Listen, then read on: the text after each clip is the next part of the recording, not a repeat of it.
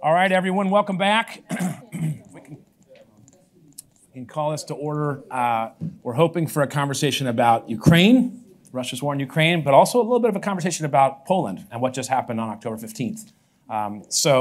Let me briefly introduce both of our speakers who have a relationship. So that's a rare privilege for us, right? You know, it's like kitchen table a little bit.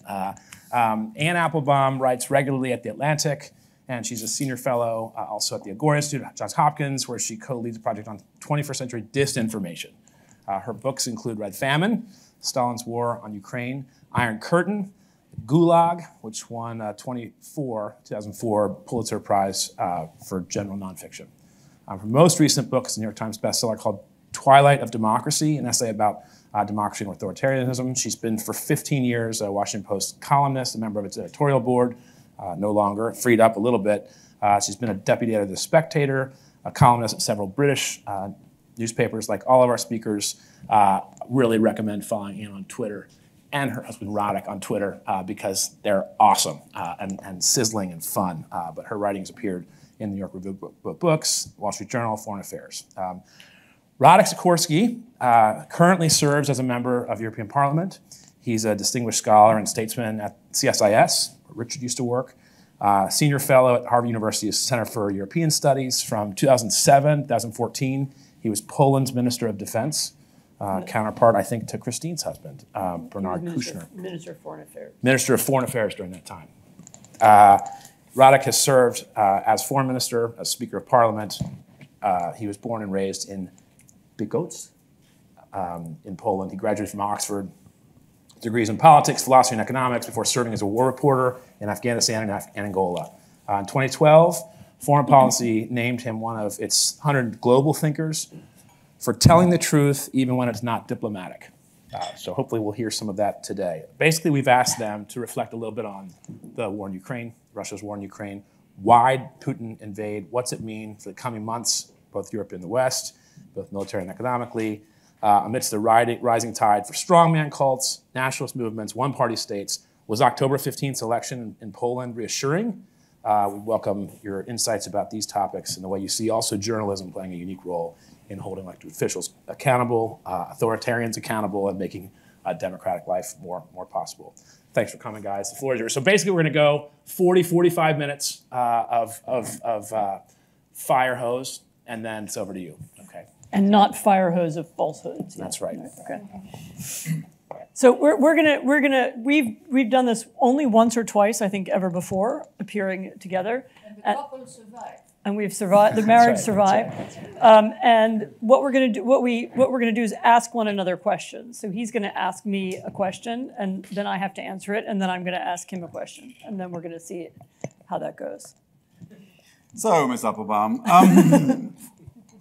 let's start deep. Namely, what is this Ukraine? Is it really different from Russia? Is it really worth fighting for? How is it different from Russia? And I'll preface this by saying that even in this room, and please don't be offended, I heard echoes of colonial narratives. You know, if I learned that Hamas believes that 23 million Russians died in the Second World War, that's actually a colonial narrative because it wasn't 23 million. And they weren't Russian. The figure comes from the Soviet Encyclopedia, which probably correctly identified the demographic gap, 1940 to 45, of the Soviet Union as it existed after the war. So in new enlarged frontiers. So the 20 million actually included Lithuania, Latvia, Estonia, Belarus, Ukraine above all. And so it included the population loss of peoples who were victims of Russia, who had Soviet citizenship foisted on them by force. And the figure also included the churning out the body count in the Gulag, which continued during the war. Plus, the Wehrmacht hardly made it into Russia. It went deep into the Soviet Union, but the largest Russian city it occupied was Rostov-on-Don. Stalingrad wasn't conquered. The majority of fighting and killing happened in Ukraine and Belarus, not Russia. So you see, because the Soviet Union was centered on Moscow and was our peer adversary, there was a natural tendency to look at the entire post-Soviet space through Russian eyes, through Moscow eyes. So is Ukraine really different, and when does it start? So Ukraine, in this sense, is very similar to many other modern European countries in that for many centuries it was part of different empires. And for many centuries its borders changed, moved around, went back and forth. The definition of what was Ukraine and what wasn't was different at different times. And that makes it like Germany and France, it makes it like Poland, it makes it like Italy, it makes it like Austria, it makes it like most modern European countries. What is now modern Ukraine emerged from a civilization called Kievan Rus. Rowan Williams made a reference to that this morning. And Kievan Rus is the sort of ancestor nation of more or less of modern Russia, modern Ukraine, and modern Belarus. With the proviso that modern Ukraine is the one nation that's been there the whole time, and the capital city of that was Kiev. And this is a sort of early medieval kingdom that was... province of the Byzantine Empire. Yeah, founded by Scandinavians. So it was actually a Viking kingdom founded by Scandinavians who came down the rivers and set up a trading port to trade with Byzantium.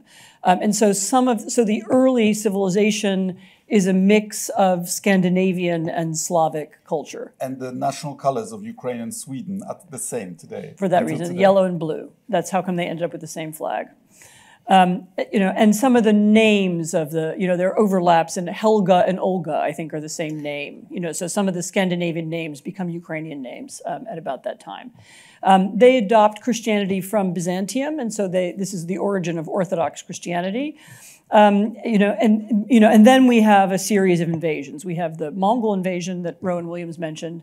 And as I said, the territory moved, there are different borders at different times, but for most of sort of post... Mongol invasion is 1230 thereabouts. Right. And then the politics, with the same ethnicity, the politics start to differ. Right, and Ukraine ends up on the other side from Muscovy, and Ukraine ends up as part of a country which at that time was called the Polish-Lithuanian Commonwealth. And this is a big sort of early modern European empire that includes modern Poland, modern Lithuania, modern Belarus, and modern Ukraine. And even at time, a bit of Moldova, and even went farther than that at some points. It included some of what's now Russia. And Ukrainian identity emerges in this era. And the idea that there is an identity of those people which is somehow different from Poland, and of course it's different from Muscovy, which is farther away, emerges then. And there's a Cossack culture, the Cossacks they're sort of nomadic people who settle down, and have their own rites and rituals, and eventually become more. Become sort of warriors, usually on behalf of other kings, and they emerge at about this time. And the Ukrainian language, separates from Polish, and to this day, Ukrainian is actually closer to Polish than it is to Russian. So the myth that it's a Russian dialect is another Russian colonial myth. I won't tell you the whole history of modern Poland. Then what happens is that Poland is a very rough, it's not at all a modern empire. It's not centralized. It's made up of, there are different languages. And actually one of the things it's famous for is that it has a tradition of religious tolerance, more or less, okay? But by the standards of that time, it was religious, there were Catholics, there were Orthodox, there were Protestants, there were Jews, there were Armenian Christians, there were all kinds of people who were able to live there, partly because it wasn't centralized in the way empires later became, and partly because there was this tradition of people living alongside one another. And in fact, the reason why Jews went there in the first place, which they did at the end of the Middle Ages, was because of that, because it was more or less tolerant. And that was why the Ukrainians were able to develop a somewhat separate identity that, within this larger nation. So it was closer to something like what Austro-Hungary became, rather than something like, say, Prussia. So it wasn't a centralized, homogenous empire. And I should say that tradition, the idea that Ukraine is somehow multicultural, multi-ethnic, and multi-religious, persists to this day. And so when Ukrainians talk about themselves, they talk about themselves in those terms. So Ukrainians are Orthodox Christians, and they're also Catholics. There's a very important Catholic population, especially in the West, although not only, which is they're called Greek Catholics, and they sort of follow the Pope, but they have a slightly different church rite, which looks more Orthodox. And of course there are Jews, and there is also a tradition of Muslims who lived in Ukraine from ancient times, and these are of course Tartars who lived in Crimea, but also elsewhere in the country. So the sort of idealized, this is of course idealized, and there were plenty of pogroms and so on, but it was this was one of the ideas that they have about themselves as a nation, and this is different from Russia, is that we are this kind of cultural mix. You want to say something? And the other thing that I would identify as really, truly different from Russia is the political culture. Russia famously centralized everything, centralized in the head of state, whatever you call it. And Ukraine, in these 500 years, when they live by a different rhythm, different kind of society, becomes a bottom-up kind of society. Well, that's also true. So one of the things that also happens is that in the 18th century, Russia, together with Prussia and Austro-Hungary, partitioned Poland. Poland disappears from the map for 100 years. And most of what is now Ukraine, with the exception of Western Ukraine, ends up in the Russian Empire. And the Russian Empire then, in the 19th century, carries out a kind of classic form of colonialism. Russification. There's actually the destruction of Ukrainian language, deliberate banning of Ukrainian language theaters, Ukrainian language newspapers. This all happens in the middle of the 19th century, and so there's a kind of colonial attempt to homogenize Ukraine that happens at this time, some of that grassroots nature of Ukrainian society also emerges. So Ukraine is also post-colonial in that Ukrainians are very good at organizing themselves at the grassroots because they were a colonized people, and that's what you did. You organized. You didn't control any institutions, but you were capable of organizing a grassroots movement or a peasant rebellion, as later So happened. what you're saying is that what the Russians are trying to do now, they've tried before, famously during the Great Famine. So the Russians have tried this a couple of times before. They tried a sort of mild version of it in the 19th century just by banning things. In 1918, at the time of the Russian Revolution, there was also a Ukrainian independence revolution declared at the same time, also in 1917. The Bolsheviks then came down from Moscow to sort of conquer Ukraine and sort of Bolshevize Ukraine. And that instigated the worst peasant rebellion, or the most powerful peasant rebellion that there has ever been in European history. So what we call the Russian Civil War, a lot of it was fought in Ukraine, and a lot of it was a kind of 3 or sometimes 4-way war between the White Russians, the Bolsheviks, the Ukrainians, and at times the Poles. So as the Russian Empire was breaking up, there was this enormous battle. And the Ukrainian peasants came to within, 150K of war? No, it wasn't the Ukrainian. So the Ukrainian peasants at one point took back Kiev. There's one year in 1918, Kiev changes hands about 12 times. But there's a moment when there's a Ukrainian state, and because of the chase the Bolsheviks out, and because of that moment of weakness, the white armies come within 150 miles of Moscow. And this is the one moment when the Bolsheviks think they might actually lose. And so the Bolsheviks, and particularly Stalin, who at that time was Minister of Nationalities, became very paranoid about Ukraine. If we let Ukraine go, if we don't control Ukraine, Ukraine could topple us, and we would be the victim of unrest in Ukraine. On top of that, Lenin had this obsession, not surprisingly, with Ukrainian grain. That's the source of our food and so on. The reaction to this is that in 1929, after Stalin begins this catastrophic policy of collectivization. They have reconquered Ukraine, I should say, in 1920. And for a long time, actually, in the 1920s, they allow a kind of Ukrainian state to develop. This is what Putin referred to this at some point in one of his weird lectures. They allow a Ukrainian state to develop partly because the experience of 1918 was that, you can't crush the Ukrainians, let's play along with them.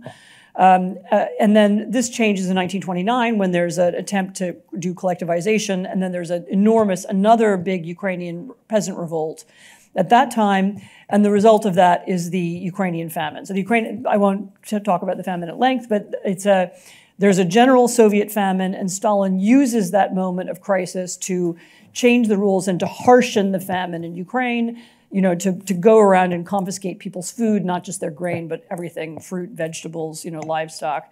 And nearly 4 million Ukrainians die in that. And simultaneously, the bearers of Ukrainian cultures in the cities are exterminated. Right, and the Ukrainian intellectuals and so on. Why am I talking about that? Because this is the background. So why are Ukrainians fighting for independence now? Because they, even though nobody else in the world knows this history, they do. And the history of the famine and the history of being Sovietized or Bolshevized is part of everybody's memory. And it's the functional equivalent of the Holocaust. It's a functional equivalent of the Holocaust in there. It's a little bit different, but anyway. But they remember it that way. And there's a moment where it's clear that Stalin believes that an independent Ukraine, a Ukraine that has links to the West and isn't part of the Soviet Union, would be catastrophic for the Soviet Union itself. It would bring down the power of Moscow. It might even destroy the Bolsheviks. And actually, he's not wrong, because in 1991, when it becomes possible at the end of the 80s for the Ukrainians to create a new independence movement, which they do, they have an election. They vote to leave the Soviet Union, and actually that is the end of the Soviet Union. And the Soviet Union essentially breaks up because without Ukraine, it makes little sense. It doesn't have they don't have and the Russians let Ukraine go in 1991 with the idea that we're very weak now, we need to rebuild ourselves, but when the time comes, we're going to try and take Ukraine back. And this is their conversation. This is in Sergei Plokhiy's book about that period.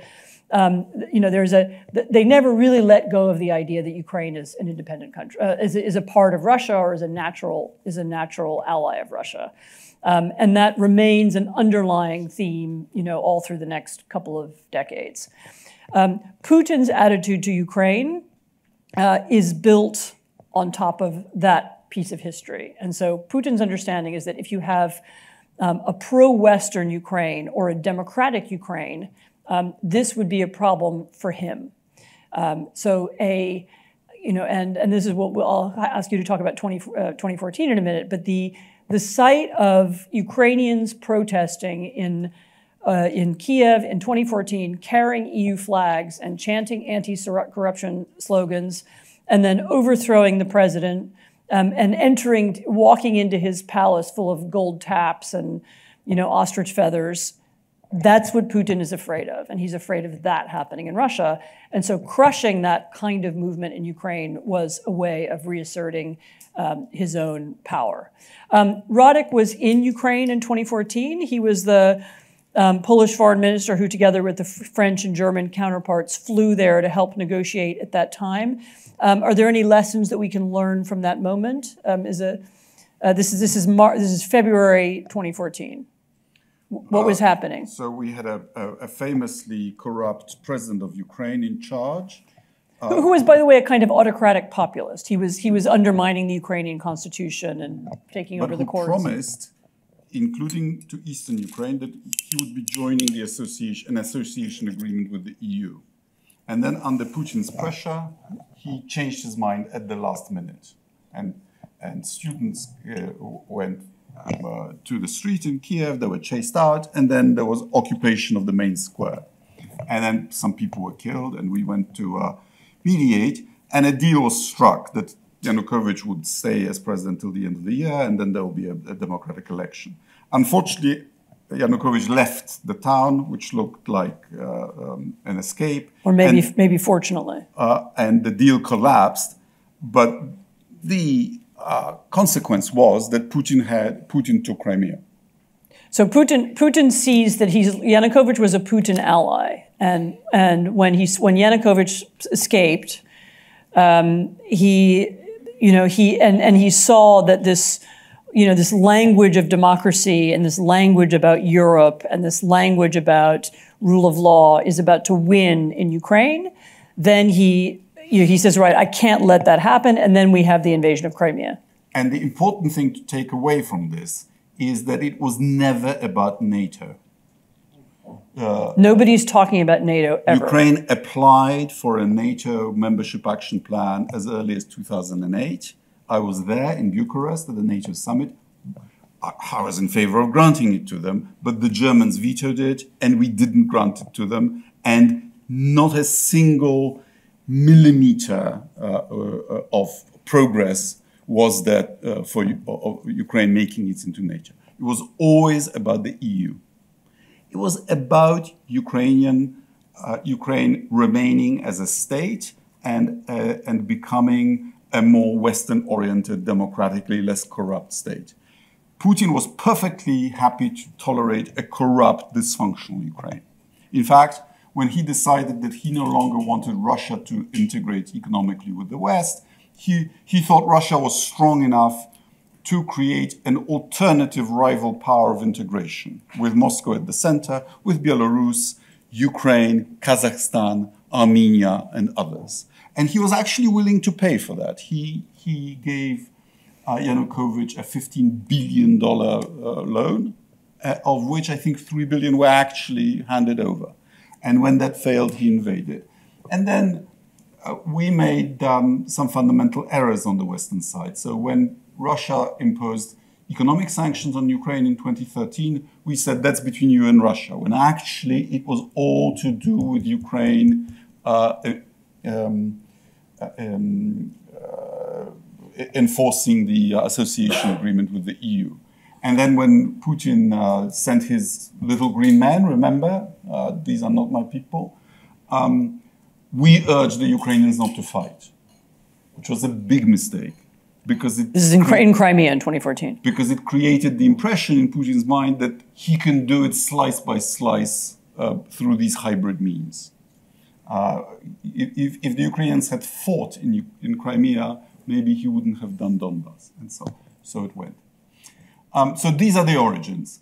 And so we are convinced that Putin invaded not because he didn't want Ukraine in NATO, but because he wanted Ukraine, because they've always wanted Ukraine. But my question to you, Ms. Applebaum, is, are we winning or are we losing? If you'd asked me this, so let me take a step back. In one sense, what Ukraine has done over the last year and a half is actually extraordinary, and nobody predicted it, not even the most optimistic observers. So Ukraine has now taken back half of the territory that Russia occupied at the beginning of the war, including the north of Kiev, including Kharkiv and Kherson. Ukraine has now begun to push the Black Sea Fleet out of its port in Sebastopol, which is in Crimea. There was a relationship before 2014 that Russia was allowed to keep Sebastopol as a kind of military zone, even though Crimea was part of Ukraine. But the fleet is now having to leave under pressure, even though Ukraine has no navy, but under pressure of Ukrainian missiles and drones. It's unable to stay in the port. They actually hit on Sunday. They hit another ship that was in dry dock in Crimea. At a conservative estimate, 100,000 Russian soldiers have died, with twice as many being wounded. Given that 15,000 Soviet soldiers, I should say, sorry, died in Afghanistan, which at the time was over a decade and was considered a huge military catastrophe, this is a really remarkable number. That Putin has been able to get away with it only because on the eve of the war, he shut down really every remaining civic institution in Russia, including there was an organization called Mothers of Soldiers, which he shut down that. He shut down Memorial, which is a kind of historical institute that also keeps track of modern conflicts, so that there's no legal formal method by which you can even discuss the war in Russia in a rational way, and these casualty statistics are not widely known or available. Some people know them, but Russia is now more oppressive, far more oppressive than the Soviet Union in its last decade.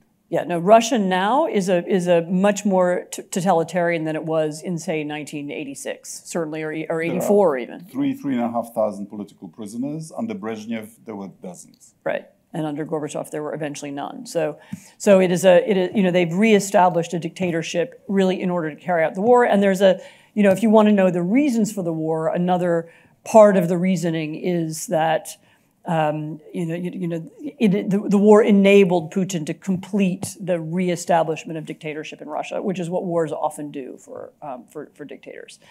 So that's in that context, the Ukraine has been unbelievably successful. It's been successful because of Western weaponry and Western funding and Western training, and so it has been able to to maintain most of its territory. I should say Ukrainians are fighting, they're fighting for their own independence, for their language and their culture. They're also fighting because the behavior of Russians on occupied territory in occupied Ukraine is remarkably similar to the behavior of the Soviet Union and the Red Army on occupied territory after 1945. Namely, there are mass arrest, concentration camps, organized kidnapping of children, theft of most major businesses. So which by the way is also what happened in Crimea and in eastern Donbass after 2014. And so at the beginning of this war in February, Ukrainians knew what would happen to them if they were occupied, and they fought against it because being occupied by the Russians is to have an alien dictatorship imposed upon you, and it can mean arrest and death. So it was this isn't a battle just over land or where the border should go. This is a battle over, how people are going to live under these different forms of control. So Ukraine it's a rickety democracy, but it's a democracy. It remains a place of, different tolerance of different kinds of views in politics, and Russia is now a very harsh dictatorship. But so you have had this record of success. What you do not have yet is you have not yet had the Russians say, this is enough, we don't want to fight anymore. And so the difficulty we are in right now is that you're now hearing enormous number of voices, even some well-meaning ones in the Western world saying it's time to negotiate. The war can't go on forever. We don't have the tolerance or we don't have the patience. I heard a friend of mine who's really very pro-Ukrainian say to me, well, what about now a South Korean solution, whereby, okay, Russia occupies eastern Ukraine and there's a DMZ, there's a demilitarized zone in between, and then we could integrate what remains of Ukraine, which is still 3/4 of the country or even more. We could integrate the rest of Ukraine, 4/5, into the EU and NATO, and we could live the way, and Ukraine would be prosperous the way South Korea is, or West Germany, after the war. And that's, the problem with that, and the problem with even the less well-meaning people who say Ukraine should be forced to negotiate, and we're bored of, so whether you're, saying this in good faith or bad faith, the trouble is, in order to negotiate, you have to have someone to negotiate with. And as of today, maybe this will change, but as of today, I see no evidence that Putin himself wants to end the war or wants to negotiate. So Putin's goal at the beginning of the war was so in 2014, they experienced this unpleasant change of power in Ukraine. In 2022, the goal was to conquer all of Ukraine, to end the idea of Ukrainian independence forever, to reestablish Soviet-style dictatorship over Ukraine, and to wipe it from the map. And they had a plan. And to use the resources of Ukraine for the rebuilding of empire. That's right. So the reconstruction of empire was the explicit goal. They said so. They talked about it, and they continue to talk about it.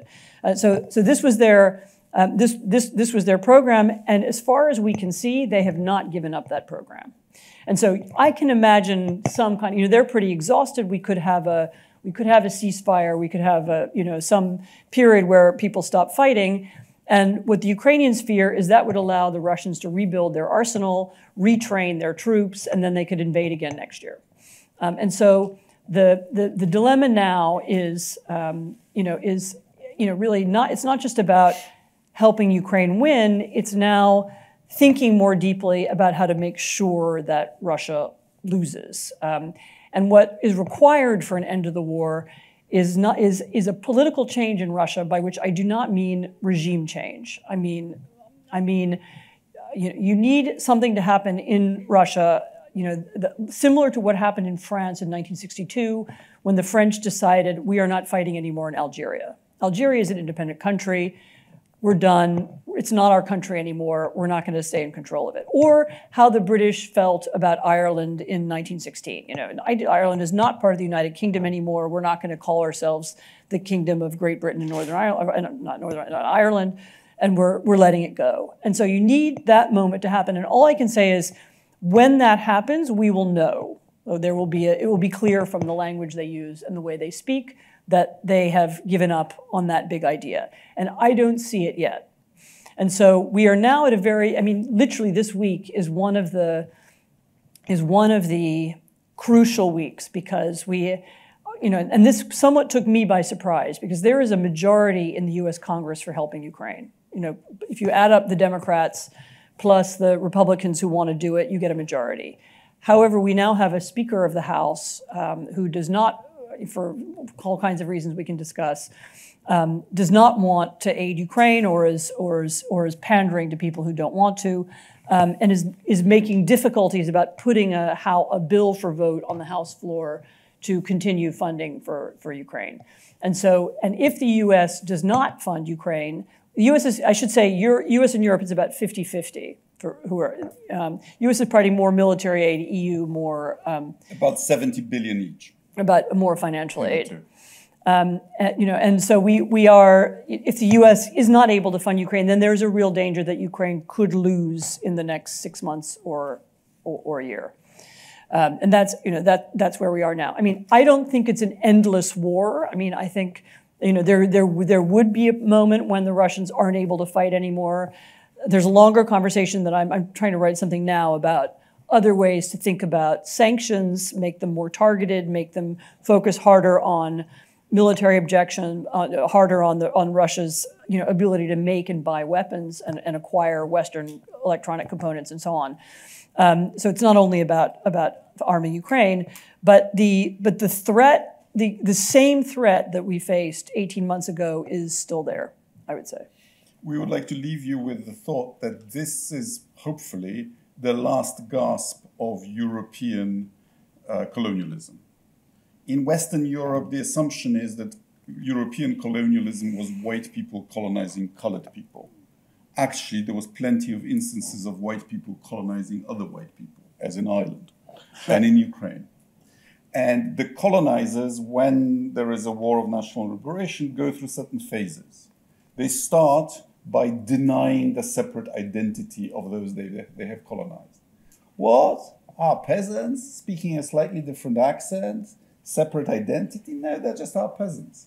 And the British said this about the Irish in the 19th century. I've looked it up. They say the Irish aren't really a nation. They don't really have their own language anymore. They speak English. They're just peasants. Then, all right, maybe they are different, but they don't have a state culture. They're incapable of running a modern state, creating a modern state. Then, through violence, we can deny them their aspirations. And then if the violence is sufficiently big, there comes a point when they decide, is it really worth it? And they have to come to the conclusion that A, the war of reconquest was a mistake, and B, any possible gains are outweighed by the current expenditure of blood and treasure. And usually it takes about a decade, I'm afraid. Think the French in Indochina and Algeria, think the British in North America, think the Portuguese in Angola and Mozambique, and so on. Well, if you count from 2014, that's not too bad. Sure. But it requires a change in the elite of the metropolis, and they're not there yet. They're not there yet. Quick question. Let's get in on that. But just to put a pin in this a little bit, you named that if you guys talk about Poland, there might be a little bit more of a religion dynamic because of the vote went, role of the church and so forth, complicated. And then in the story of Ukraine, it's more about the raw geopolitics, the history, the sort of deep Russian, and yet you hint at this a little bit with Speaker Johnson. There's something religious a little bit in play around America First and probably the Trump polls and the like that make him disinclined to at least couple aid with Israel, support, to park Ukrainian aid, and maybe for a while, we'll see how it goes.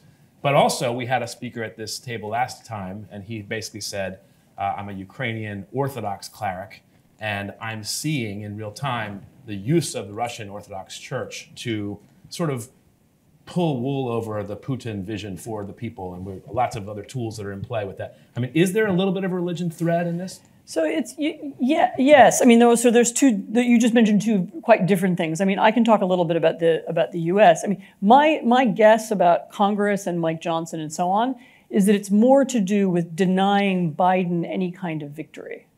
In other words, if you imagine, if Ukraine collapsed in the next 6 months, whoever is the Republican candidate wins the election. So Biden tied himself. I mean, he's been a little ambivalent, but he finally tied himself quite closely to Zelensky. He went to Kiev. He hosted Zelensky in Washington. He's made this, foreign policy priority of his administration. If they lose, particularly after Afghanistan, it's a real disaster for him. And so that would be my guess, is that that's the real reason. There is a lot of unclear stuff about, there are a lot of lies about religion in Ukraine. So again, the Russian Orthodox Church historically had very close links to the Russian government, to the Russian czars. In the Soviet period, the Russian Orthodox Church became essentially a branch of the KGB. I mean, it was completely penetrated. It was controlled. Priests would report back to the center. And it was essentially a branch of the state. In modern times, more recently, there has been, they're now sort of, it's split in several different ways, but it has split in one important way, namely that in Ukraine, a branch of the Ukrainian Orthodox Church now has separated itself very clearly from the Russian Orthodox Church and wants nothing more to do with it. And when this happened, this was before the war. And they got a decree from Constantinople, that on a separate existence. On a separate existence, but when that happened, that was before the war. Putin interpreted that as a kind of outrageous Ukrainian, anti-religion. So the Russians continue to see the Russian Orthodox Church as a sort of branch of Russian colonial power. And this has very practical consequences. So in July, I was in a town called Kramatorsk, which was the last town before Bakhmut, which was famously conquered by the Russians recently. And Kramatorsk itself was occupied by the Russians. And I was with the 26th Brigade of Ukrainian artillery. And the deputy commander was the local priest.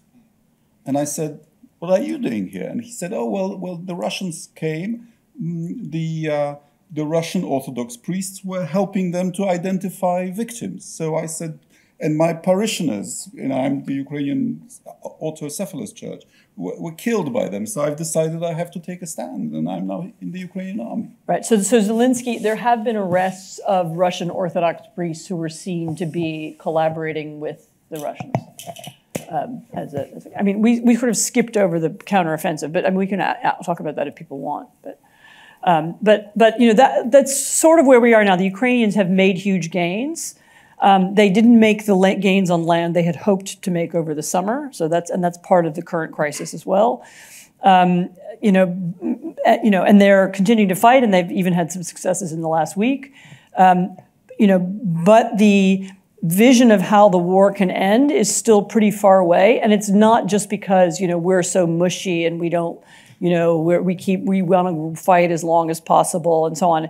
It's because there isn't a clear ending to the war yet. There isn't even a clear way to have a ceasefire yet. I mean, maybe there will be, but right now it's not clear. And two factors are beginning to weigh against the Ukrainians. Number one, Russia has 4 times the population. And number two, Russia has moved its industry to wartime production. Their factories of equipment and ammunition work at least 12 hours a day. And neither Ukraine nor we in the West have done that. And so Ukraine is running out of people and out of ammunition. So Russia will have 40% of its budget next year will be military production. So we're having this fight, and in NATO about it should be 2% or whatever it is. The Russians are at 40%. And I would say the actual more important factor is not just that they have more people and so on. The more important factor is that they don't care how many people die. And even over the summer, one analyst was saying to me, there were some things they did that were crazy. They allowed thousands of people to die rather than give up 2 kilometers of land. And the reason for that was because one of their goals over the summer was to give up no territory so that the Ukrainian counteroffensive would look like a failure, so that Ukraine would lose support, so that they can, win next year. And Putin thinks, possibly not incorrectly, that if he can sustain it till a Trump victory, he's won. Yeah, so he is waiting for the mood to turn, for the West to fall apart, and maybe for Trump to win, so that he can keep going. And this is possibly correct, because let's remember what the first Trump impeachment was about. It was about him being recorded blackmailing Zelensky. I will not give you anti-tank weapons. This is before the war. If you don't give me compromise on Hunter Biden. Joe Biden, in fact, but yes. Trump famously dislikes Ukraine, has famously been recorded saying negative things about it. I mean, I don't know. I don't want to sort of make too much of Trump's deep knowledge of European history, but he seems to have absorbed, at the very least, has absorbed the Russian view of Ukraine, which is that it's not a real country. And that's the view. To be honest, fair, I'd studied Russian and Soviet history at university, and I studied Russian language, and I remember almost no conversations about Ukraine or indeed about the other non-Russian republics ever. I mean, it was kind of not really taught as part of a mainstream curriculum if you were studying the history of that part of the world. And I can also remember in 2014, there being a big problem with BBC and other correspondents who spoke Russian, worked out of Moscow, and knew nothing about Kiev, and also made a lot of mistakes. They would get to Kiev and they would, repeat Russian propaganda about Ukraine and about Kiev because it just wasn't a piece of history that you learned or something that you studied. Can we flip? Yeah, sure. Christine O'Krent with France Culture. Thank you. Thank you very much to you both for this very complete picture. And I think the history was very, very important because, as you both said, we know too little about the history of that part of Europe. As I understand it, the issue is not so much for Ukraine to win militarily, because we understand it's not possible, and even the chief commander gave that interview to The Economist. He didn't say it's, well, sorry. No, he said it's a dead end. But he said it could be possible, but he said we need more. Both sides are too technologically advanced, and it's going to be long, and so on and so forth. But so, as you pointed out, Anne, the issue is to have Russia lose militarily and politically. So my question is, the time frame, how can we manage that? Giving more weapons? Now, we may all regret quite cynically and also hypocritically that the US didn't deliver F-16 jets from the very beginning. We all regret that Elon Musk, who did help at the beginning, but also obviously prevented the Ukrainians to use his in one instance. Okay, so we may all regret that. What can be done militarily as winter is coming to try and improve the Ukrainian military performance? Then there's the financial support. Madame von der Leyen was in Kiev the day before yesterday, the head of the European Commission, to say, okay, we're all preoccupied with Gaza, but we Europeans, we keep supporting you, and there's enlargement, and you're doing well with your internal reforms in order to obey by the European criteria to eventually join the EU. But, you know, does that mean that European support has to be increased? And how is that going to play with our own public opinions here on the continent? And last point, but it's unfortunately the worst one, it's of course the timing of the American elections. And as you said, there's now that, sorry, it gets us back to Christian nationalism. There's now that guy running the Republican majority in the House of Representatives who said, okay, we're not going to vote for a linked aid, Israel and Ukraine. So the timetable seems to be really very negative. So what can be done to cheat with time? And time plays into Putin's hands. Christine, I think the prospect is even more dramatic than you painted. We know what happens if Trump wins. We've already said it. Then half of the support that Ukraine is getting would drop. If Putin conquers Ukraine, he will use the economic and human resources, like the Soviet Union did, to go further. And then we'll have a war in Europe proper, with Ukrainians being drafted into the Russian army and fighting us. As the people of Donbass are drafted, and Crimea are drafted into the Russian army now. So the question for Europe is far more dramatic. Are we willing to step in to at least furnish Ukraine what the US is furnishing them now? Or are we willing to face the much more expensive and horrifying prospect? But I mean, concretely, what can be done that hasn't been done on the European side? Sure. Europe has overperformed, has done much more than I thought. Ukraine has overperformed, the US has overperformed. Russia has underperformed, including the Russian army. We've spent 75 billion on the war so far. We are a 14 trillion euro economy. Most European countries are still spending only between 1.4, 1.5% of their GDP on defense. The time of the peace dividend is really and truly over. We need to ramp up equipment and ammunition production. We have the money, we are rich. We are not entitled to be tired by this. The only people who are entitled to be tired by this war are the Ukrainians. They are destroying tanks and equipment that is a threat to us all. So we need to find a European solution. And there is one. It's called the European Defense Budget, wonderfully named the European Peace Facility. Which consists into buying American weapons because we not Europeans only. do not produce enough. Well, this is our fault that I agree. that we are not able to collaborate enough to have unified lines of production. But this, thanks to Brexit, I'd like it to be noted that there's a benefit of Brexit. The British were always blocking the creation of this defense budget. We now have it. We've spent it. We've spent 7 billion. This has to be much more than 7 billion.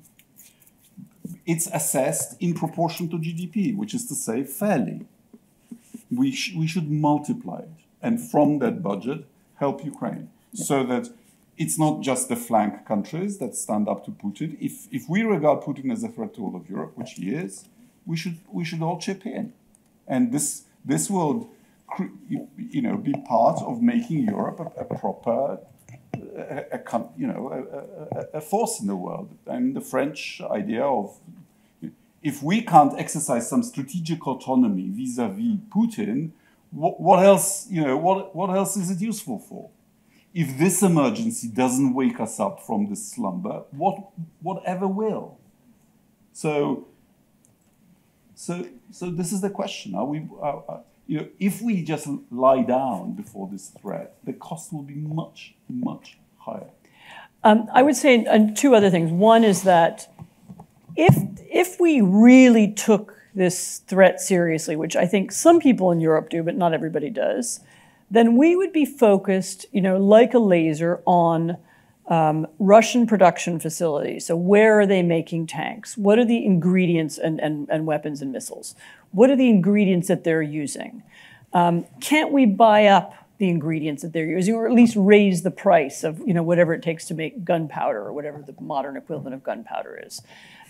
Remembering that Russia is now closely tied to Iran, from which it buys weapons and one day may be able to sell them weapons. Remembering that a lot of Russian weapons are when we find them after the missiles have landed in Ukraine, we discover Western components in them. So focusing harder on the bottlenecks, what it is, how do we stop them from weapons production? How do we stop them from expanding their military, and thinking a lot harder about this question of, as I said, it's a weird war in that nobody has to march on Moscow and take it over, and there doesn't have to be a surrender, anything like that. All we need is for the Russians to go home and give up. And by the way, once they've decided to do that, we can even have an argument about where the border should be. Maybe you can imagine it being slightly different from what it was in 2014. I'm not going to go there because that's that's controversial. But that will not, once the decision to leave has been made and to stop fighting, then all kinds of things will be possible in a different level of negotiation. But we have to convince them to leave, and so the means, and not all of the means by which we convince them to leave, are military. Some of them will be in other spheres. And to be fair to the U.S. State Department and others, they do think about this. I mean, that was what the original wave of sanctions was about. It turned out to be less effective than they had hoped. But there are other issues. I mean, for example, a lot of European countries have confiscated the assets of various oligarchs, and everybody loves this. There's a big yacht, in the harbor, and we've confiscated the yacht, and everyone cheers, because everyone hates the yacht. In this neighborhood. Right. Down 100 yards from here. And they've confiscated the property. Okay, well, let's use it. I mean, let's sell the properties and let's take the money and let's give it to Ukraine or buy weapons with it. Or, I think it's time to become more creative about how we're going to do this, and more aggressive. And there is still, I fear, in a lot of European foreign ministries, this idea that we're going to return to some kind of status quo ante, and we're going to go back to the way things were sooner or later, and the Russians will become a normal trading partner again. And so, let's preserve some relationships, or let's not be too mean to their oligarchs in the meantime. And this is, I think, a mistake. I mean, we are not going back to the way it was. We cannot at least not with this kind of regime in Russia. We cannot make peace with Putin because he has no credibility whatsoever. Well, also, more importantly, he doesn't want peace with us. He doesn't want peace. The war is to his advantage. It has helped him crack down inside Russia. He sees it as a part of his global war on democracy. It's part of, what links him to Iran. It's part of what links him to China. It's part of what keeps him a presence on the world stage. It's part of his legacy. He likes this war, and especially he likes this fight with, this is referring back to our previous discussion, this image of him as the defender of white Christian civilization against, the gay pride parades in Kiev. He likes that. That helps him legitimate his illegitimate rule at home. So the war is part of what he now needs to stay in power. So he has no interest in ending it. And so we need to think about how to make him interested in ending it. So this is not about putting pressure on the Ukrainians to negotiate it. We could do that. And actually, there are a lot of people in Kiev who would negotiate, in fact. We could do that, but then what? With whom do they negotiate? And who do you get an agreement with to stop the fighting? And by the way, no one really ever talks about this, but even if the Ukrainians won the land battle, and even if they took back all of their territory, what would stop the Russians from continuing to lob cruise missiles at Ukrainian cities? Why would they ever stop? So they will only stop when it becomes too expensive or too politically difficult or too painful for them. And we need to think a lot more creatively about how we get to that moment. And it's not only about weapons. Okay, I think we have 7 sitting questions. So let's go next to Paul Richter, if we can. We'll try and give shorter answers now. Hit that button. Which countries do you think in Europe might step up and spend substantially more if the U.S. cut off aid to Ukraine? And my other question has to do with corruption. The U.S. and some Western European countries really want the Ukrainian government to become less corrupt, and I wonder how deeply rooted that government corruption is in Ukrainian history. Is that a goal that's possible? They have done what we asked them to do, which is to appoint an anti-corruption court. There has been some corruption even during this war. But not to do with our weapons. They did. But you know, when they arrest the president of the Supreme Court in the act of taking $1 million bribe, is that evidence of corruption or is it evidence of fighting corruption? It's both. They know that it's the single issue that can delay their membership of the EU indefinitely, and that we are very sensitive to. As regards stepping up of support, the finances should be union finances. You know, if you don't give them weapons, at least pay for someone else to give them weapons through the European budget. And as regards making the weapons and ammo, this should be a real integration process. So some people have explosives. Poland has the largest explosives factory in my hometown in NATO. Okay, others have other stuff for the ammo. We need a real. The support for Ukraine should not be delegated to the defense ministers because they only have stocks. It's a task for entire governments, finance ministries, you know, to do with sanctions, with frozen assets, including central bank assets and so on, and production. It should be a much bigger and much more integrated effort. Just one second about corruption. I mean, corruption actually is a product of one of the things I was talking about at the beginning, namely, Ukraine did not have its own state until 1991. And Ukrainianness was expressed through civic institutions, grassroots organizations, churches, especially this Greek Catholic Church. And there's an enormous amount of distrust. This is actually changing now, but there was always a lot of distrust for people who are in power, people who are in state power. You know, they were always seen as, you know, and people who were in power. There was a weird, not clear relationship between the people and the nation and the institutions of the state. The state was kind of distrusted. And actually, Zelensky's famous television series, Servant of the People, is actually about that. So he plays a kind of ordinary school teacher who accidentally becomes president. And a lot of what he does in the first few episodes in particular is mock the institutions of the state. You know, we ordinary Ukrainians, we were living our lives, and then over here there are these corrupt powers. The war is changing that because, you know, this idea we are the state is becoming clear. Also, just in practice, there have been a few very wealthy people who controlled a lot of power and money in Ukraine. These are the famous oligarchs. Quite a lot of them, what they had was industry which has been destroyed. So one of the Ukrainian oligarchs, his base was in Mariupol, and that doesn't even exist anymore. And so the nature of the Ukrainian economy coming out of the war is going to be a lot different, and it sort of already is. So I'm kind of, and the corruption is at the level of skimming off contracts, kind of. It's not, you know, at least I'm not hearing right now anything grand, and I don't hear anything to do with Western weapons being sold or disappearing. How about Carolina Vergara with Cultura Liberana? Thank you so much. This was extremely interesting and concise. I have a question, one to each of you. First, a question to Anne. You have been talking about the difference between Ukraine and Russia, and I have been hearing a description of Ukraine, which could also be a description of any East Central European country, namely the recurring trauma of losing statehood, the same political culture, tolerance, religious tolerance, same competencies, for example, of self-organization, and etc., etc. And I wanted to ask you, to what extent Ukraine is very similar, even the same as other East Central European countries, and to what extent it is unique? This is the first question to you, and then there is also to Radek. Get that one. Get it in, please. Okay, so as we have had just a tremendous success in the Polish elections on the 15th of October, congratulations to us.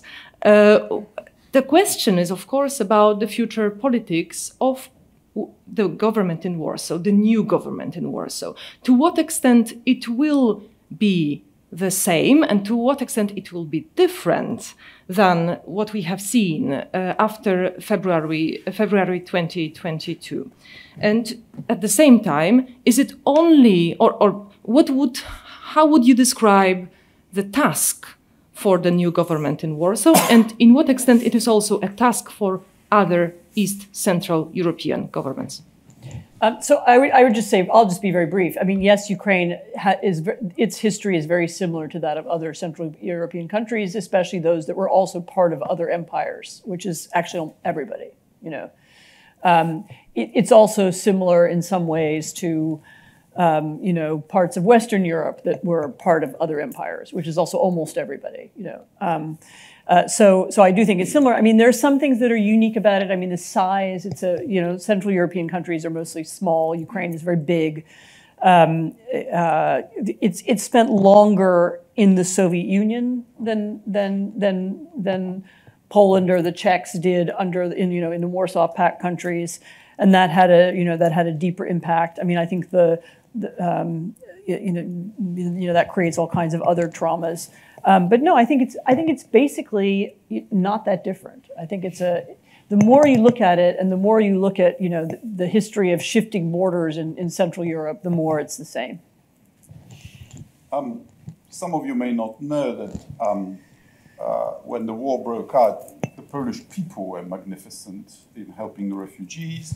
The government actually, after a moment's hesitation, was okay. Supported Ukraine and backed Ukraine in the West, and there is this secret pipeline of American weapons through a Polish provincial town, and the town of Rzeszów is, I like to think of it as Poland's Peshawar of the war against in Ukraine. So Rzeszów, like middle of nowhere, and now it's like teeming with American soldiers. You're like, what? You know, how did this happen? 101st Division. 82nd Airborne. Before the war, it had 2 flights per day. Now it has 200. And it's this air bridge of American stuff. But in the run-up to the general election, the outgoing party competed in anti-Ukrainianism with an even further right party, because there is some fatigue with the refugees, and so they've imposed. The prime minister said we're stopping shipments. Which wasn't true. We were imposing a grain embargo and this and that. We will of course stop that, but not only that. The best thing right now that Poland can do for Ukraine is to end its Cold War with Brussels and Berlin, and to resolve its own rule of law issues. Because these issues in Poland and in Hungary reawakened deeply rooted stereotypes in Western Europe that democracy is less secure in Eastern Europe. And this will play against Ukraine becoming a member, because we've admitted these people, they fulfilled their criteria, and as members with a veto power, they're breaking the rules. So we have to be doubly careful with Ukrainians. So we need to fix that, and we will. Also, Poland can be an advocate for Ukraine in a way that's more convincing. For European defense and for these consortia of sustaining Ukraine in various ways. All right, because we've got 6 standing questions, there's 2 ways to do this, but I'm going to suggest that we just plow through and end on the early end, okay, of 3:30. So it's adult learning. There's coffee in the back. There's restrooms there. Use them as you see fit. But we've got to get through this thing, and then we'll end quick. And we'll have a breather. We can talk about Poland we'll walk a bit around at a the end beautiful garden later this afternoon and have time and space to just chill later on, okay? So let's push if we can. Matt Kaminsky, you're up. Politico. Thanks. It's a real treat to have you both. Maybe this is a question for you both. So we talked about the problems that Ukraine's having in the West, obviously in the US and in Europe, fatigue. And I just wonder, and to what degree can Ukraine itself do something about it? And does the Ukrainian government and Zelensky kind of realize that how could they sort of shift? I mean, what they're doing is they're losing the war of the narrative. They're not actually, I think, the counteroffensive. You can make an argument. They've been quite successful in sort of pushing the Russians back, especially in Crimea, really projecting power. And this war of the narrative actually sort of this, their problems on the narrative front sort of predate the Gaza issue by several months. You know, I think it was sort of Vilnius. It was quite unseemly the way that sort of summit played out. You know, it annoyed the Americans hugely. It obviously annoyed people in Kiev as well. And, you know, and it seems like there's a kind of drip and drip and drip of negative stories out of Ukraine. And Zelensky, who is such an asset as a spokesman and the face of Ukrainians' resistance, I don't think he's a liability, but he is not, you know, the show's getting old. If I'm sure people around him, sort of, since there are screenwriters around him, he's an actor, as you mentioned. What does a new season look like in sort of your view for the Ukrainian story in the West, and how can they sort of adjust their narrative in this new phase of the war?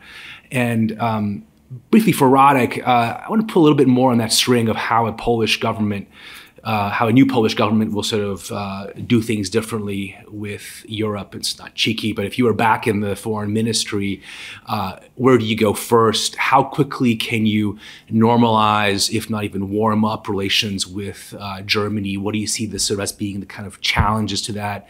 Scholz is not Merkel. Tusk doesn't have the same relationship with him that he had with Merkel. So how fast can we kind of see a different sort of European political dynamic on the European stage? I mean, I'll just say very briefly about the narrative. The Ukrainians know they have a problem, and I've talked to people in Kiev even recently about that. I don't think they have, you know, they also know they made a couple of mistakes, including in Poland, actually. But they, you know, they don't have a full answer yet. You know, I think they may decide to have a presidential election next year, which they were going to postpone. I mean, there are all kinds of good reasons to postpone it, like it's going to be very difficult, maybe even impossible to organize fairly. But they, you know, they're looking for the next phase, and they don't know what it is yet. I'll just leave it there. But they talk about it all the time. The Ukrainians, I believe, need to reach out to Trumpists, and they have 2 arguments at work. Number one, this is not just about Ukraine. If Russia manages to recover what it regards as a renegade province, China will notice and be encouraged to do Taiwan. And do you want that? And this was the original reason for why the United States got involved. Let's remember, Ukraine was not an official ally. And the argument that wouldn't work with Trump, but would work with a lot of Trumpists in Congress is the following. For 10% of your US annual defense budget, we have destroyed half the Russian army. What's not to like? Help us destroy the other half. And as I said, the direct link between Russia and Iran, which is becoming clearer. This war is not just about Ukraine, it's about Iran, and it's above all about China. It's a demonstration. You want a demonstration effect that taking back a renegade, what you regard as a renegade province, is much harder than you think. And how to fix the relationship with Europe? Well, first of all, stop breaking European treaties, stop breaking judgments of the European Court of Justice, stop breaking your own constitution. It's the easy part. And we need the recovery money. Germany needs us for this new treaty that is in the coalition government and whose outline has been presented. And Poland will have some things we will be supportive of, on some things we will have important reservations. We will stop playing a spoiler on principle, but we will also have some. We expect Germany to change its policy too. No more Nord Streams, no more taking advantage and making a lot of money for German industry at the expense of the strategic security interests of Central Europe. So there is a deal to be made, but there is also a mature conversation to have with Germany. Catherine Benhold. Yeah, thank you both. So a couple of things. I was confused by what I perceived to you playing down the importance of NATO membership versus EU membership, because whenever I do reporting in the Baltic states, they're very clear that they thank their lucky stars for their NATO membership, without which they are sure Russia would have already invaded or would be very tempted to do so. So in their view, in the view of many of the people I spoke to in those countries, the only long-term hope for security of Ukraine is to be a member of NATO. The EU thing is much more marginal.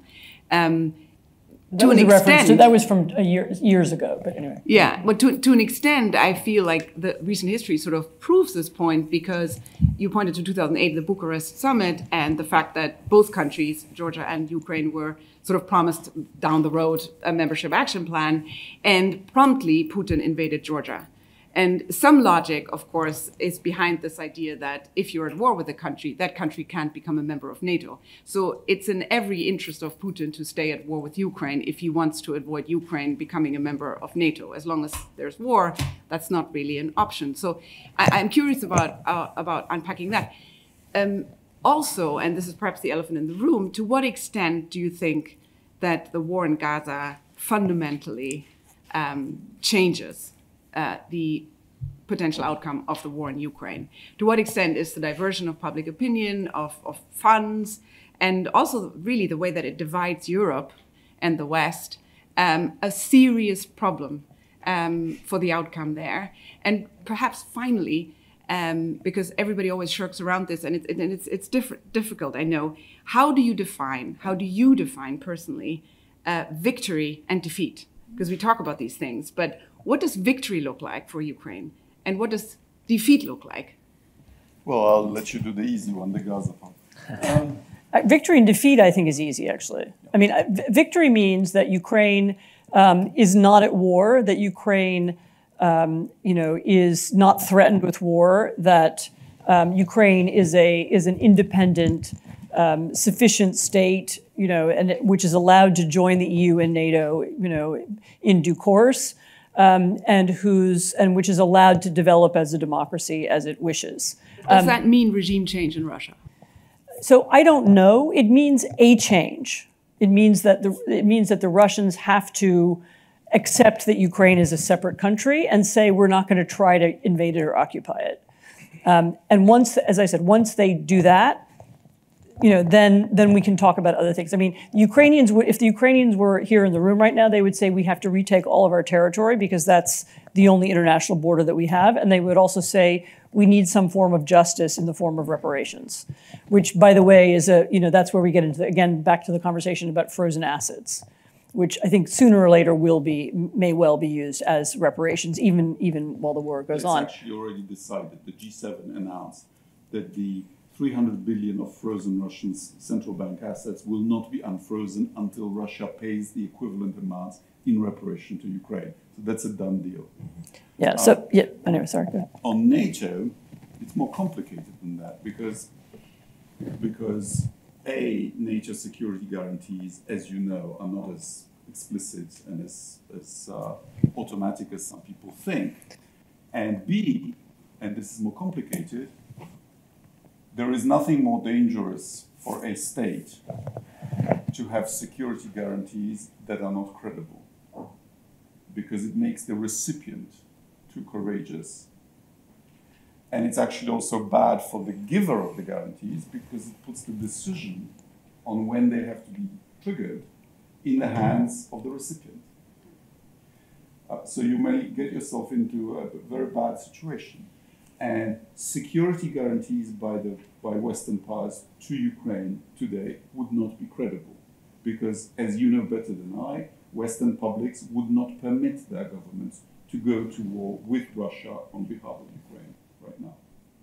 So it cannot be done at the moment. You're certainly right that the lack of NATO membership explains, just why the war happened. I mean, if Ukraine had been accepted to NATO in 2008, I doubt we would have seen any of this. Or Putin would have invaded anyway, and then the value of those guarantees would have been exposed. Or would have been tested. Would have been tested.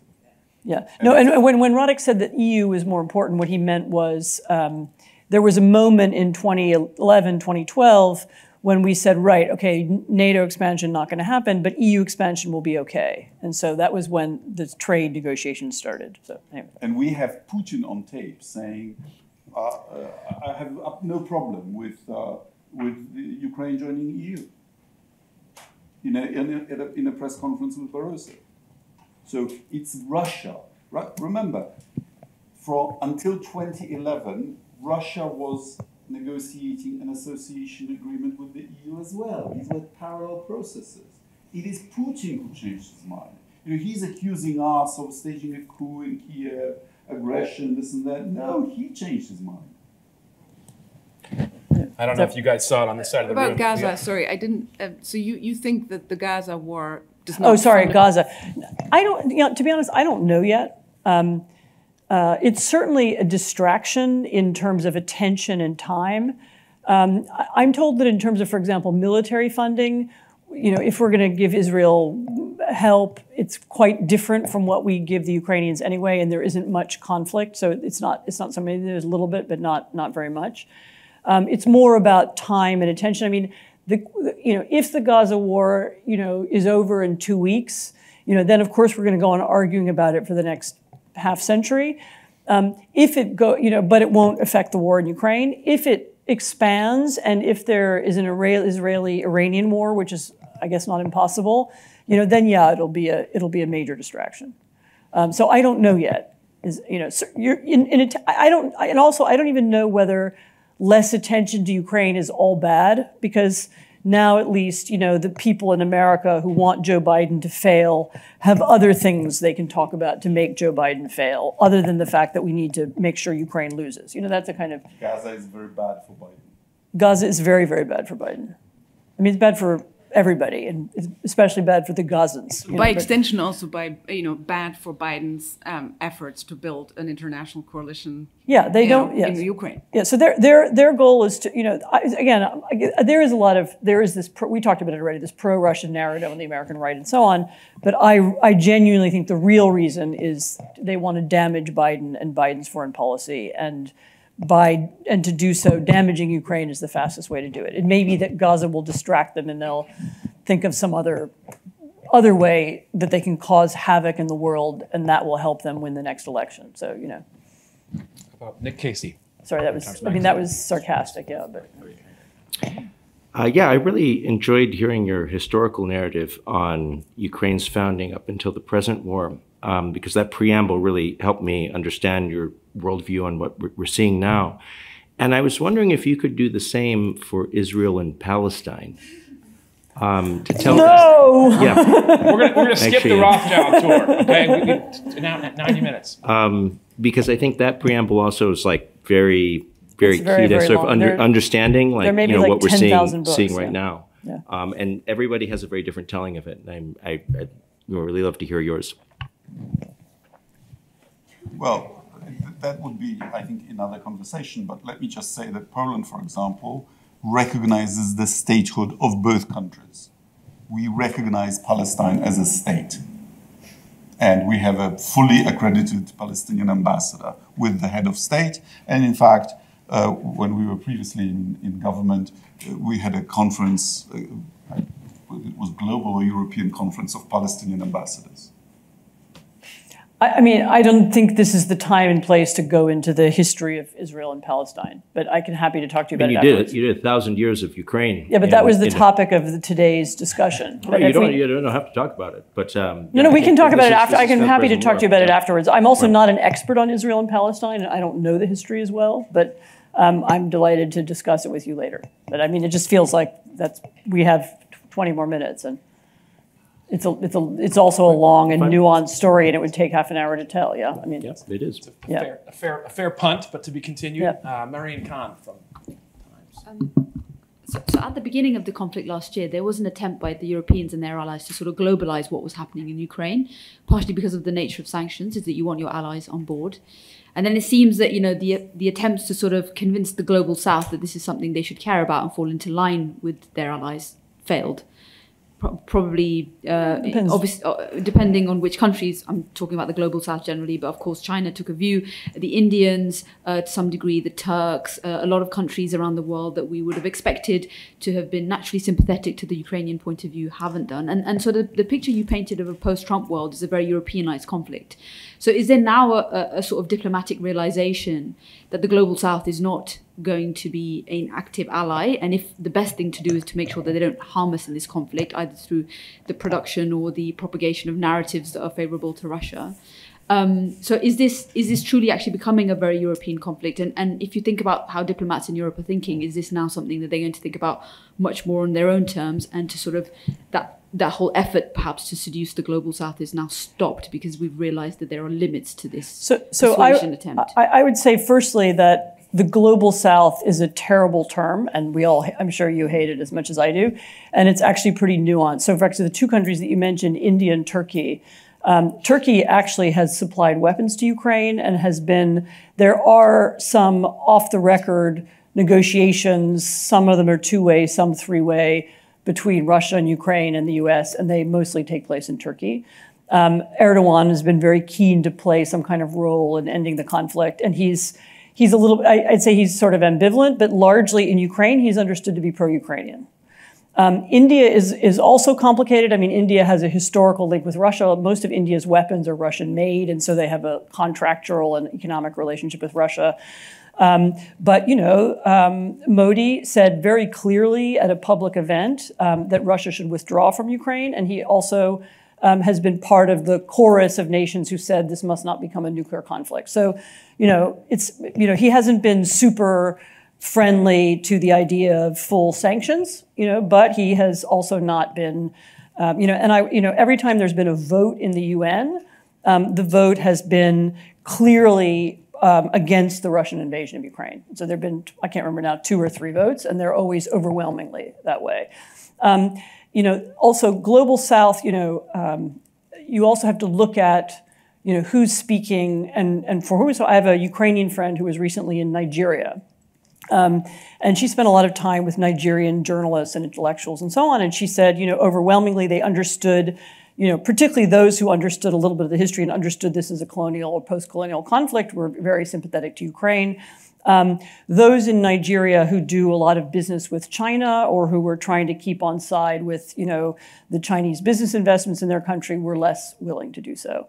And so, even inside countries, you get, there are different views and arguments. And I think sort of the characterization of the global south says X or the global south says Y is very fair. I mean, I think at the end of the day, it is mostly a European conflict in that the real security threat is it's first of all to Ukraine and then secondly to Europe itself. I mean, I think that the United States, because Russia is also keen to globalize it, and because Russia seeks very much to look for allies, whether it is in Zimbabwe or Venezuela, to bring them to the table. The U.S. administration has fought back, but I don't think it's the central. I don't think it's the piece of diplomacy that will shape the way the war goes in the end. I don't know how to make that sound better, but I think Ukraine has won the information war in the West and drew in the global South. It cuts in more ways than that. And the reason for that is, I think, is that many people in the global South think of it not in terms of what is our attitude to Russia or Ukraine, but what is our attitude to the United States. Yeah, but that's why maybe Gaza does complicate this, because Sure, the accusations of the hypocrisy that were already pre-existing Sure. are now Sure. far more prevalent. Of course. And that, I think, includes Pope Francis, by the way. He's an Argentinian. But I would draw your attention to one of the best reactions to the initial invasion, which actually came from the global south. The Kenyan ambassador to the UN made a brilliant speech saying, look, when the colonizers left, they left us with these ridiculous borders that crossed across tribes and so on. And if we tried to create fairer borders, we would still be at one another's throats today. And we decided to let these borders exist. And so Russian claim that they are just helping their compatriots across the border and need to change an international border. We don't buy it. And this is outrageous. And that was very wise, I thought. And that's an argument that the Ukrainians could deploy more successfully than hitherto. What doesn't help is that China, in propaganda terms, is mouthing Russian propaganda. And as you know, China has taken over a lot of the media in Africa, for example. And that has an impact. Eventually, we might get Nesrine Malik to comment on this a little bit because she's from there. But let's go first, if we can, unless you got something quick, to Christina Lamb, Chief Foreign Correspondent for the Sunday Times. Famously. Thank you. So I've just come back from Ukraine last week. I've been going back and forth since the invasion started, the full-scale invasion. I found the mood really different this time. Thank you very much, first of all, for your presentation, which is always fascinating but depressing. And I was pretty depressed after this visit. The mood felt so different to previous visits. The last time I was there was when the counteroffensive had just started in June and July. This time, obviously, the counteroffensive has not gone as people hoped. You talked about Ukraine being so successful last year, but the fact is Russia still controls, 18 to 20% of Ukrainian territory. I found people very tired. I mean, even in places like Kyiv, which you get there and it looks like not a place at war. People are going to restaurants, people are going to the opera. But, you'll get 5 air raid sirens in a night. Even if you don't go to the shelters, it's tiring being woken up 5 times in the night. To have that happening day after day after day, then going to the front lines. I was in Kherson, I was in Kupiansk, and Kherson in particular, lots of shelling now. Talking to people fighting there, you talked about Russia having lost 100,000 people. Ukraine has lost a lot of people. They're keeping the numbers secret, but we see every time we go there, going to the military cemeteries, the numbers of graves that there are. I was told, I went to some of the rehab centers, they told me 65,000 people have lost limbs, some of them 3 limbs. It's really feels like it's taking its toll on people. Winter is about to come. People know that the Russians will attack the energy infrastructure like they did last year, but this time I think that if that happens, they will blame Zelensky's government for not dealing with it rather than blaming the Russians. And then there is just this sense that, and of course I was there when October 7th happened, so there is this sense that the world is sort of losing interest, that we are losing interest in the media. And frankly, it is a challenge now to keep you, at the beginning, you could write about anything on Ukraine and people would read it and we'd get it in the paper. Now, it's difficult coming up with things that will get people really interested.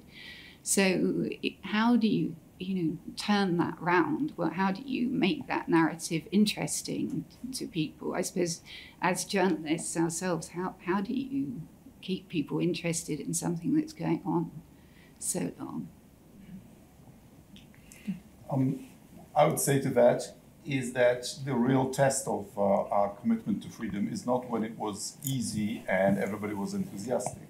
The real test is now when it's more difficult, a bigger challenge.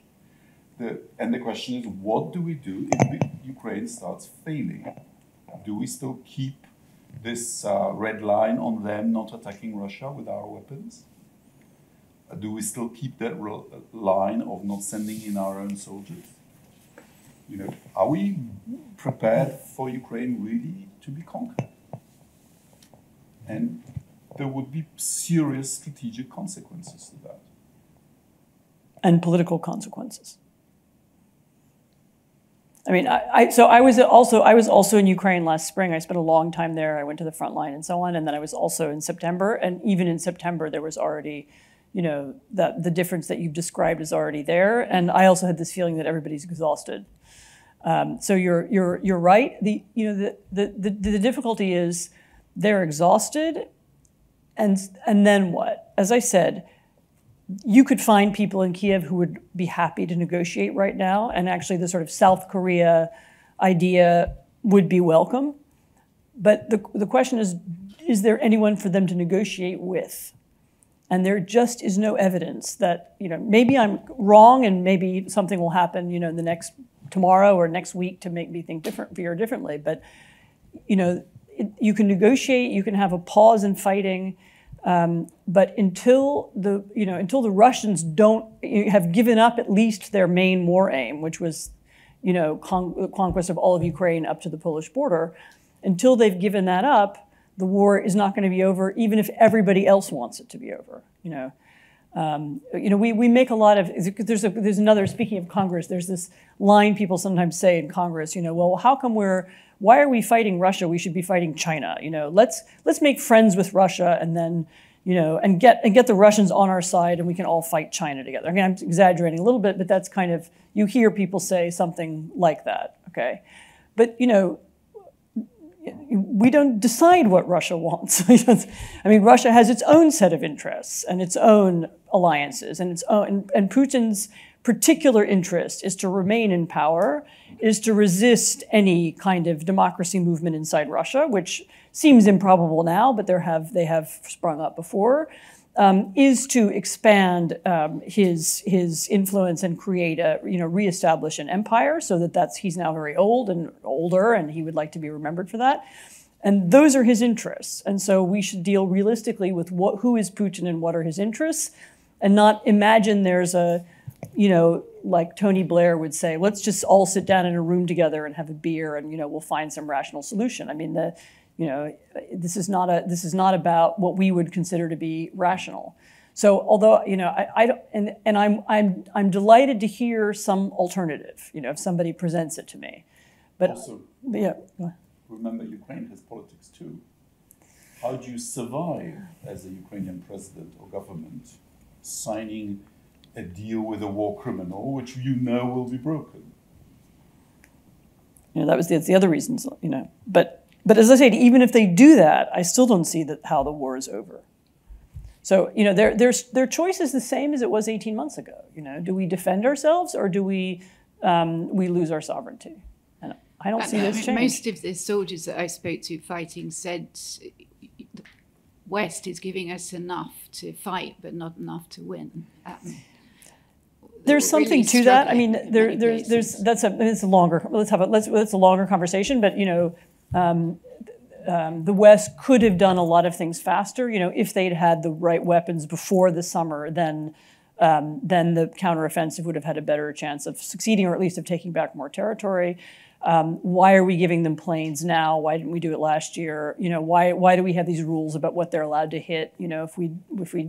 If they were able to hit targets in Russia, maybe all kinds of things that we've done. And there were often reasons for this. It was about not escalation. It was about stuff not being available. It was because the U.S. Army took a long time to find, the artillery that had hidden in some warehouse in Nevada. The level of our own stocks is. So some of it wasn't. The Ukrainians have a kind of conspiracy theory that they don't really want us to win. And that's not true, I don't think. We just didn't move fast enough. We didn't anticipate enough. And as I said, we have been surprised by one thing, and we have been surprised by the level of casualties and destruction the Russians are willing to take. People thought 100,000 people died, half the army equipment destroyed. They won't want to keep fighting, but they do. May I just ask quickly, though, you mentioned the reasons we don't want to escalate.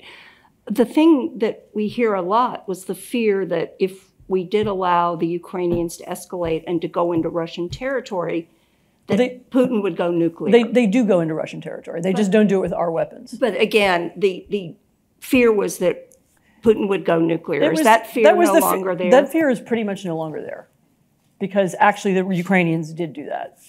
I was told by someone who knows that the entire British ammunition production, annual, is enough for 20 hours of fighting in Ukraine.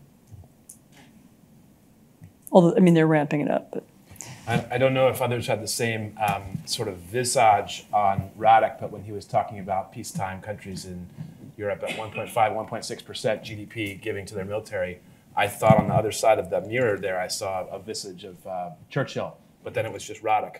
So it was him. But anyway, let's keep it going. Okay, so we've got 3 more questions quick, and then we're going to break. Okay, Bartosz Walensky with Gazeta. Yeah, quite quickly.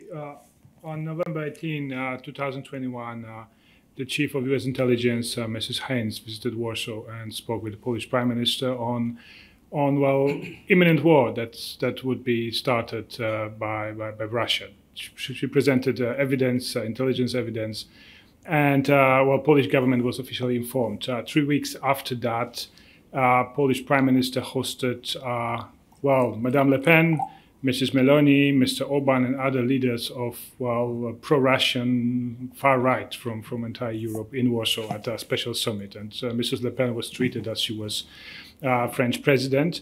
And this gang of Putin friends met again on January 31, 2022. So 3 weeks before start of fighting in the Ukraine. And those people won't disappear from European political scene. They will still be there with better prospects of gaining power. In Austria, the populist #1 party, the victory of Mrs. Le Pen in next presidential election in France, it's more probable and more probable. In Italy, Mrs. Meloni is the leading power now. And my question is, how do you assess those activity of those politicians sponsored by Putin in Western Europe? How could they undermine our efforts to save Ukraine, and what could they do to hamper common European politics in aiding the Ukrainians fighting against Russia? You can have that. Well, Meloni has actually been all right on Ukraine, but on Le Pen, I mean, she could just put a French stopper on the disbursement of EU money. We are spending 1.5 billion euros per month directly supporting the Ukrainian budget. The reason why Ukrainian officials still show up to work, why Ukrainian pensioners still receive their pension checks, is because we send them the money, and that could be stopped.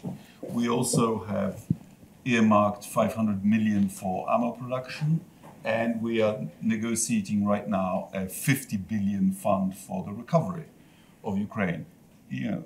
A founding member of the European Union like France could easily stop that. But that might even be irrelevant, because I'm not sure the European Union itself can survive a Le Pen presidency. So we'll have even bigger problems. John Ward, do you have what 2 Eliza or no? I put it down. Okay, John Ward from Yahoo News. Question for America. You said that button, John. Hit that button. You said it usually takes a decade for this kind of conflict to ebb out, is kind of what you were saying. And you then said, well, if you count to 2014, that's not so bad. And I asked you sort of as a sidebar, if you're counting from 2014, and I wondered if we could get your thoughts on the record on that. For Anne, I'd like to make a American exceptionalist type question, and just divert to America for 1 second and just ask something I've been asking a lot of people, which is, if Trump gets reelected, what do you think happens in America? I'm counting from 2022, and there is an additional condition of ending a colonial war. Almost all of them In fact, all of the ones I can think of, starting with the American War of Independence, were ended by a different team than started them. Because leaders find it very difficult to survive politically, admitting that they started a useless war.